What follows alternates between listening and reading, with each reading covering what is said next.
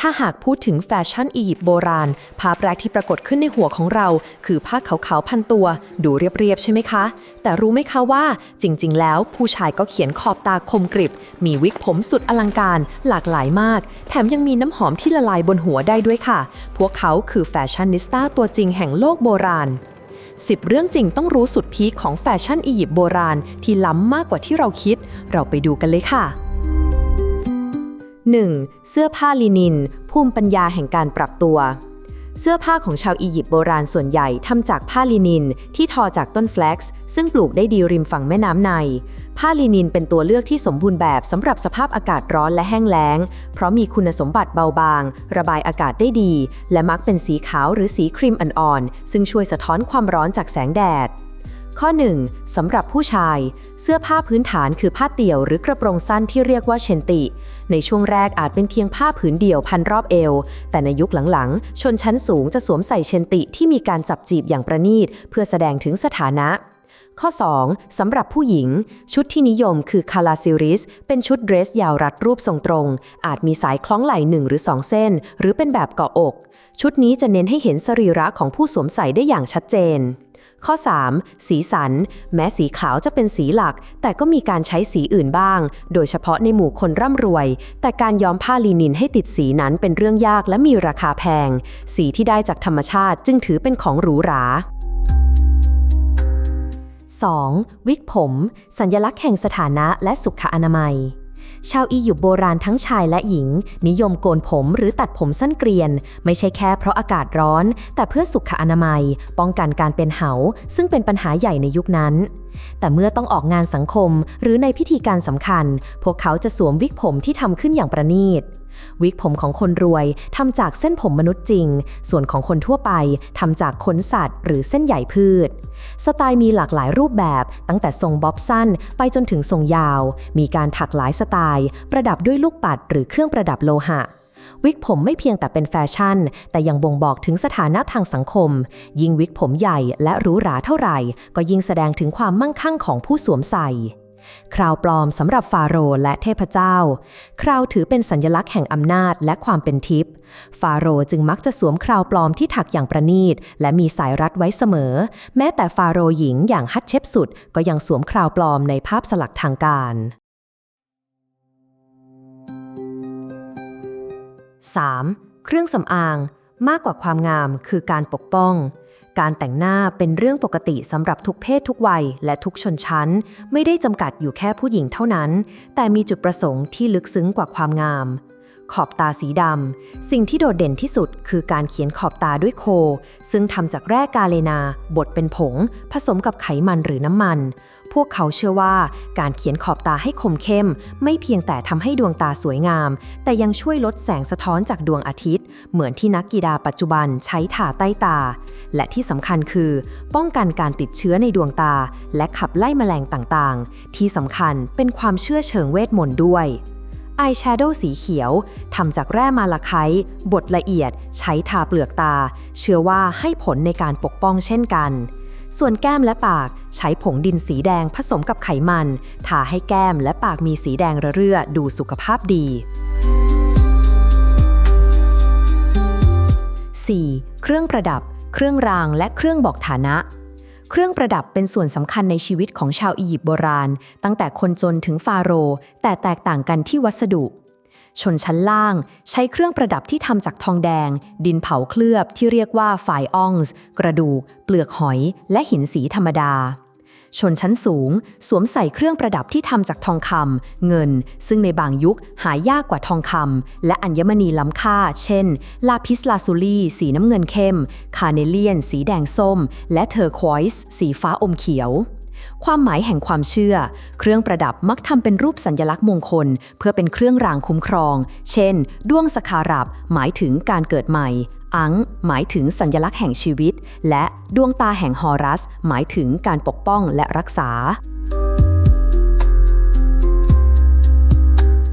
5. รองเท้าความเรียบง่ายที่ใช้ได้จริง แม้เราจะเห็นภาพชาวอียิปต์แต่งกายเต็มยศแต่ในชีวิตประจำวันคนส่วนใหญ่มักจะเดินเท้าเปล่าโดยเฉพาะเมื่ออยู่ในบ้านหรือในพื้นที่ศักดิ์สิทธิ์รองเท้าจะถูกสวมเมื่อต้องเดินทางไกลหรือในโอกาสพิเศษวัสดุรองเท้าที่นิยมที่สุดคือรองเท้าแตะสารที่ทำจากต้นปาปิรุสหรือใบปาล์มมีลักษณะคล้ายรองเท้าหูคีบในปัจจุบันสัญลักษณ์แห่งชนชั้นสำหรับฟาโรห์และขุนนางชั้นสูงการมีผู้ถือรองเท้าเดินตามถือเป็นการแสดงสถานะอย่างหนึ่ง 6. กระจกโลหะขัดเงาภาพสะท้อนแห่งความมั่งคั่งในยุคที่ยังไม่มีเทคโนโลยีกระจกแก้วใสชาวอียิปต์โบราณใช้กระจกที่ทำจากโลหะเช่นทองแดงหรือสำริดนำมาขัดผิวหน้าให้เรียบและมันวาวจนสามารถสะท้อนภาพได้แม้ภาพที่ได้จะไม่คมชัดเท่ากระจกปัจจุบันแต่ก็เพียงพอสำหรับการแต่งหน้าทำผมกระจกเหล่านี้มักมีด้ามจับที่แกะสลักอย่างสวยงามเป็นรูปต่างๆและถือเป็นของใช้ราคาแพงสำหรับชนชั้นสูงเท่านั้น 7.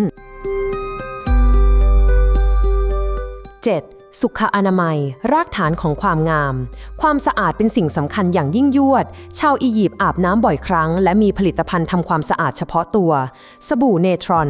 พวกเขาใช้เนทรอนซึ่งเป็นเกลือที่เกิดขึ้นเองตามธรรมชาติซึ่งเป็นส่วนผสมของโซเดียมคาร์บอเนตและโซเดียมไบคาร์บอเนตนำมาผสมกับน้ำมันหรือน้ำเพื่อใช้เป็นสบู่ทำความสะอาดร่างกายและซักเสื้อผ้าเนทรอนยังมีคุณสมบัติในการดูดความชื้นและฆ่าเชื้อจึงเป็นส่วนประกอบสำคัญในกระบวนการทำมัมมี่ด้วยทันตกรรมมีหลักฐานว่าพวกเขาใช้กิ่งไม้ทุบปลายให้นุ่มคล้ายแปรงสีฟันซึ่งเหมือนกับของไทยโบราณที่ใช้กิ่งข่อยทุบและใช้ผงเนทรอนหรือสารขัดถูอื่นๆเป็นยาสีฟัน 8. น้ำมันและน้ำหอมเคล็ดลับผิวพรรณและเสน่ห์เพื่อต่อสู้กับอากาศแห้งแล้งและแสงแดดที่แผดเผาการบำรุงผิวด้วยน้ำมันจึงเป็นสิ่งจำเป็นน้ำมันบำรุงผิวได้แก่น้ำมันละหุ่งน้ำมันเมล็ดมะรุมและน้ำมันงาถูกนำมาใช้ทาผิวเพื่อเพิ่มความชุ่มชื้นและป้องกันผิวไม่แดดที่น่าสนใจคือน้ำมันเหล่านี้มักถูกจ่ายเป็นส่วนหนึ่งของค่าแรงให้แก่กรรมกรที่ทำงานก่อสร้างด้วยน้ำหอมชาวอียิปต์เป็นปรมาจารย์ด้านการทำน้ำหอมพวกเขาใช้วิธีการนำดอกไม้เช่นดอกบัวสีน้ำเงินหรือยางไม้หอมเช่นกำยานและมดยอบมาแช่ในไขมันหรือน้ำมันเพื่อสกัดกลิ่นหอมออกมานอกจากนี้ยังมีกรวยน้ำหอมซึ่งเป็นกรวยที่ทำจากไขมันผสมน้ำหอมวางไว้บนศีรษะหรือบนวิกผมในงานเลี้ยงเมื่อความร้อนจากร่างกายทำให้ไขมันค่อยๆละลายมันจะส่งกลิ่นหอมออกมาพร้อมกับช่วยบำรุงเส้นผมและผิวไปด้วย 9. การเจาะหูและรอยสักการแสดงออกทางร่างกายแฟชั่นบนร่างกายไม่ได้หยุดอยู่แค่เสื้อผ้าหน้าผมการเจาะหูได้รับความนิยมอย่างแพร่หลายในสมัยราชอาณาจักรใหม่โดยได้รับอิทธิพลจากดินแดนใกล้เคียงทั้งชายและหญิงนิยมใส่ต่างหูขนาดใหญ่ที่ทำจากโลหะหรือหินมีค่ามัมมี่ของบุคคลสำคัญหลายร่างรวมถึงตุตันคามุนก็มีร่องรอยการเจาะหูเช่นกันรอยสักมีหลักฐานการสักบนมัมมี่เพศหญิงจำนวนมากโดยเฉพาะในบริเวณท้องหน้าอกและต้นขามักเป็นลวดลายจุดและเส้นแบบเรขาคณิตนักวิชาการสันนิษฐานว่าอาจเกี่ยวข้องกับความเชื่อเรื่องความอุดมสมบูรณ์การปกป้องระหว่างตั้งครรภ์และคลอดบุตรหรือเป็นสัญลักษณ์ของนักบวชหญิงในลัทธิบูชาเทปีหาทอ 10. สีในแฟชั่นความหมายที่ซ่อนอยู่ในสีและลวดลายแฟชั่นอียิปต์โบราณมีความหมายมากกว่าที่ตาเห็นทุกองค์ประกอบเต็มไปด้วยสัญลักษณ์ที่เชื่อมโยงกับความเชื่อทางศาสนาและโลกทัศน์ของพวกเขาความหมายของสีขาวความบริสุทธิ์ศักดิ์สิทธิ์และความสะอาดสีดำสัญลักษณ์ของยมโลกการฟื้นคืนชีพและความอุดมสมบูรณ์มาจากสีของดินตะกอนแม่น้ำไนอันอุดมสมบูรณ์สีแดงสัญลักษณ์ของชีวิตพลังชัยชนะแต่ในขณะเดียวกันก็สื่อถึงอันตรายและความโกลาหลสีเขียวการเติบโตพืชพันธุ์ชีวิตใหม่และความหวังสีน้ำเงินสวรรค์ท้องฟ้าสายน้ำและความเป็นทิพย์